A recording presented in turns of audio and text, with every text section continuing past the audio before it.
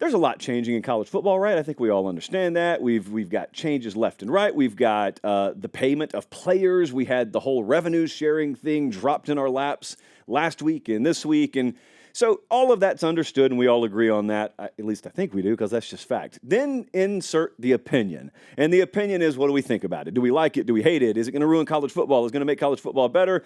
And we can have those discussions, and in some cases we already have. But there is one opinion. It's floating around out there, mainly amongst the more well-dressed types amongst us. And by that, I mean administrators in the college football world. And they're running to every journalist who will see fit to print their thoughts, whether anonymously or on the record. And they're saying, there's no way we can afford this. There is just no way that we're going to be able, as currently structured, to afford to pay these players $20, $22, $23 million each year. And we're also going to, we're going to maintain our current standing. We're going to be able to maintain our current fiscal footing. Pause there. I know some of you scroll through your social media accounts from time to time, and I know that you've probably at some point, you scroll, and there's this girl who's crying. So you say, I wonder what she's crying for. Unmute the video. And she's talking about how she can't make ends meet. She can't afford to live anymore.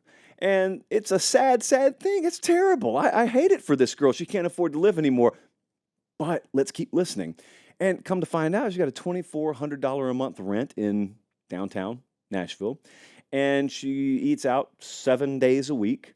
And she's got a very vibrant social life. And she's got a 2022 model car, fill in the blank. Don't know what kind of brand it is. And you quickly realize, oh, she said she can't afford to live. What she meant is she can't afford to live within her means. Could I suggest that this is not just a case of TikTok tears? In some cases, there are people in college athletics who have gotten rich off college athletics for a long time, and they're looking around saying, we got to give a lot of this money to players now. We can't afford to do that. What some of them mean is we can't afford to do it and still live the way that we've been able to live. And I want you to brace yourselves, because there are many things that could happen here. But what's not going to happen is these folks lose a dime. They're not going to lose money. Colin, do you have that quote from Matt Wyatt earlier today? So Matt Wyatt does great work over at Mississippi State. He also just gives great thoughts from time to time. And he said this earlier today. Thought it was perfectly stated. He said, it's interesting how we call some people leaders when they would never make a right decision that threatened to take money out of their own pockets. He said it better than I have. We have been trying to express that point for a long time on this show. Do you ever notice how none of the changes that happen in college football ever take money away from certain folks? Like you'd think just from random percentages and just random chance, eventually the right decision would cost them money, right? It never does. It never seems to. It's always funny. So with that in mind, I see Ross Dellinger put a little piece out on yahoosports.com today. And it was the least shocking headline ever. College football leaders exploring new revenue streams. As the time grows ever closer, where we're going to have to share the revenue with the players, we're going to have more revenue. Why? Not because we don't currently have enough to pay them, although in some cases there's validity to that, but we don't have enough to pay them and also live in the same houses that we've grown accustomed to living in. How are they going to find new revenue streams? Well, although Nashville severe weather did not pay to have this emblem on my chest tonight, it was irresponsibility on my part. I forgot my regular white t-shirt. This is called product placement. And there is a world where instead of this being a Nashville severe weather logo with a little tornado chasing a person, great logo, by the way, this could be Coca-Cola. This could be Mountain Dew. And they could have paid me to splash their logo across my chest. They could have paid to put their logo on this monitor behind me. Well, that doesn't just happen on TV or the internet. That can happen in college football games. And it sounds like it's about to. Ross Dellinger detailing today, this is a quote from his piece, while the exact policy change won't be clear, the expectation is that schools will soon be permitted to display corporate names and logos at midfield, at the 25-yard lines, and the Playing Rules Oversight Group also oversees potential changes to jerseys, such as schools adding patches to a player's jersey a la NASCAR uniforms. And it just dawned on me that he put this in there. I want to say that last part again slowly.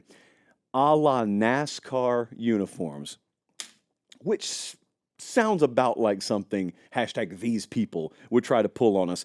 Now, the reason I am trying to share this with you tonight is not to rattle you. This is a formality. This stuff's going to happen. And so if you're into the aesthetic product that is college football, I'm just going to go ahead and warn you, you're going to have to swallow some corporate pills, whether it be symbolism on the field or whether it be patches on the uniform. I highly doubt anyone just sells away naming rights to their midfield logo. Hopefully not, but it's going to happen. This is going to be a byproduct. That's part one. Now, this was a more shake your head and kind of unhappily grin sort of piece that Ross Dellinger put out earlier today. But I'll tell you who put out probably the best thing I read all day, and that was Brandon Marcello over on 247sports.com. Marcello, it felt like it probably took a month to do the piece he did and released earlier today, but it was about this whole like tangled web that is the new frontier of college football and then college athletics and then the whole Title IX stuff and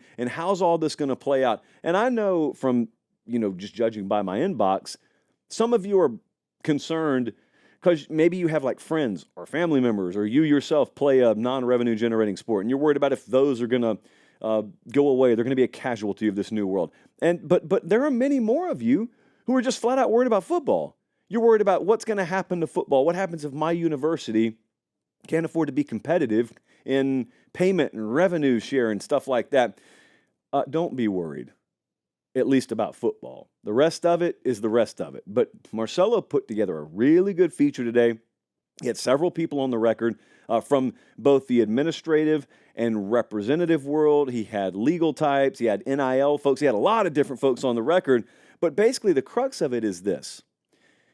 With the money that's about to be paid to football players, how does Title IX overlap with that? Or put more plainly, will Title IX laws be interpreted to mean that if we're paying the offensive lineman at Indiana certain amounts of money, do we also have to pay the lacrosse players or the female track and field athletes the same amount?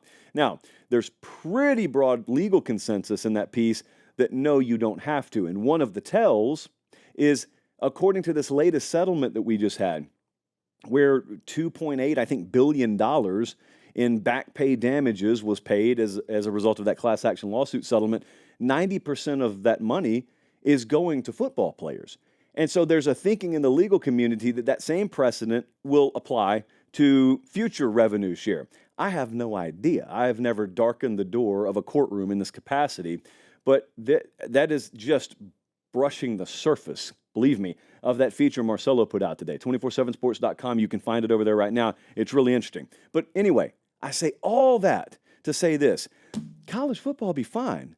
College football will probably be more than fine here. College football will enjoy a decade to come that's been as prosperous as any decade in the history of the sport. Now, it may be that certain people that enjoyed prosperity in the 20-teens, may have to settle for, a more generic brand of caviar in the future relative to the ones that, management and those types love to feed themselves. But that's okay. That's okay. I said the other day, not to go full class warfare on you or anything, but I said the other day, if one of the byproducts of this new era is some of the folks who enriched themselves on college athletics, even while not really loving college athletics, no longer get to do that, that's fine by me. That's fine by me. Now, you got some other folks who really do love college athletics, and they've been in the game for a long time, and they've made very good incomes. I got no problem with that. But on the whole, just remember, football's the engine.